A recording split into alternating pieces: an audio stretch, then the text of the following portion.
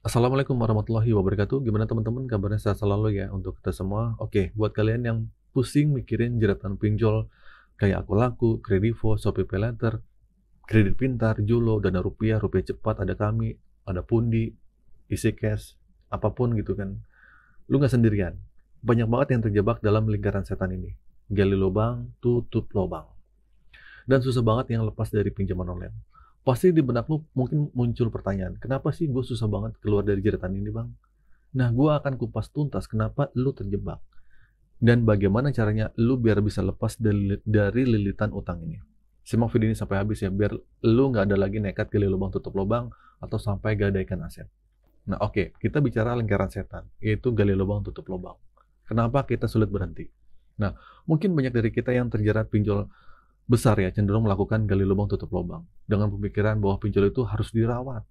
Maksudnya apa? Biar limitnya naik, biar nggak didatengin sama DC rumah. Padahal itu adalah jebakan massal yang justru memperparah keadaan. Pertama, lu merawat utang dengan cara yang salah. Untuk nutupin satu aplikasi, lu malah minjem di aplikasi lain. Bahkan sampai 2, 3 sampai sekaligus. Bayangin kalau lu ada 10 aplikasi pinjol, ya mungkin bisa-bisa lu 30 aplikasi. Gila banget kan? Lu mau menyelesaikan utang atau nambah utang lu. Terus kedua, bunga pinjol itu berjalan harian. Nah, lu telat sehari, ada dendanya dihitung per bulan. Ini bahaya banget. Lu pikir merawat utang, lu bisa naikin limit. Yang ada, lu makin membongkak tiap hari. Terus ketiga, ketakutan akan DC. Nah, banyak yang panik karena pinjol besar seperti Aku Laku sering banget ngirim DC ke rumah. Akhirnya ketakutan ketahuan orang lain atau nggak mau datengin DC. Lu rela gali lubang tutup lubang. Lu pikir dengan begitu masalah selesai. Justru gali lubang tutup lubang makin melebar dan nggak akan pernah selesai.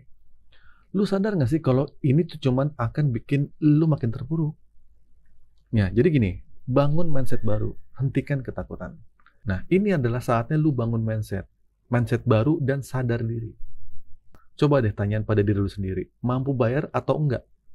Jangan dipaksa-paksain kalau nggak mampu, apalagi sampai gadaikan sertifikat rumah atau aset lain. Fatal deh.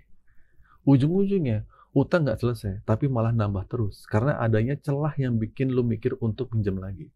Nah, ketakutan terbesar lu adalah DC datang ke rumah, atau orang lain tahu kan? Tapi apakah itu sebanding dengan hidup lu yang hancur karena utang riba ini?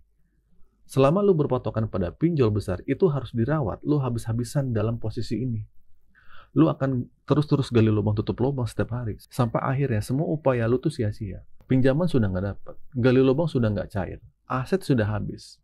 Mau sadar sekarang atau mau nunggu habis?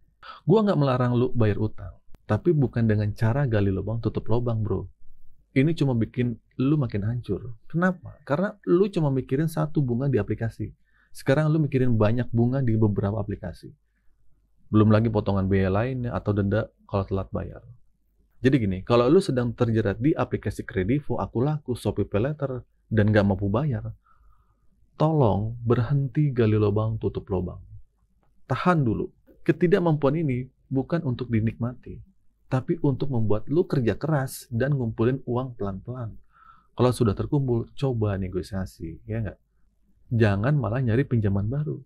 Banyak banget kasus di mana orang awalnya cuma utang di Aku Laku, tapi karena panik akan diancam didatengin DC, dikasih ide sama teman-teman yang buat pinjaman di aplikasi lain. Akhirnya utang malah jadi numpuk banyak di aplikasi. Kita kan mau menyelesaikan utang, bukan menambah utang kan? Fakta hidup itu nggak seberat yang ada di pikiran lu.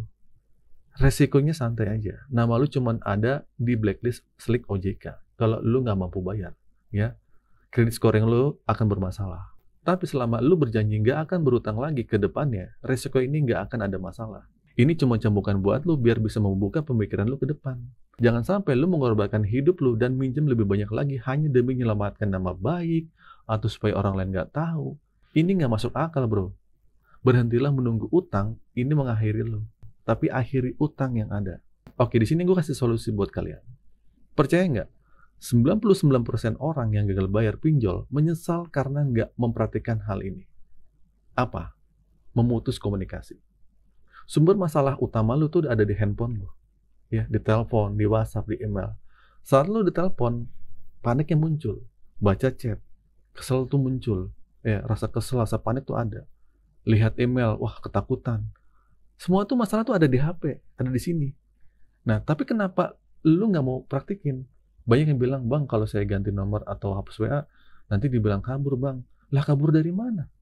Kita punya KTP, alamat kita jelas. Semua datanya asli kok pas saat kita pengajuan pinjol. Kenapa kita dibilang kabur? Kenapa penting memutuskan komunikasi? Supaya ini nggak menghambat proses hidup lu ke depan. Coba deh analisa, sudah berapa banyak waktu yang lu buang cuma mikirin kapan dia sih datang? Apakah dia sebar data? Aman atau tidak? Jadi lu nggak kerja kan? Nggak berusaha kan? Kerja juga nggak enak. Nggak bisa kumpulin uang. Ya nggak? Lu dimatikan pelan-pelan oleh pinjol. Bukan karena pinjolnya, tapi karena pikiran lu sendiri. Ketika lu memutuskan komunikasi, lu akan merasa tenang. Lu bisa berpikir jernih dan mendapatkan ide-ide kreatif untuk bangkit dari keterpurukan ini.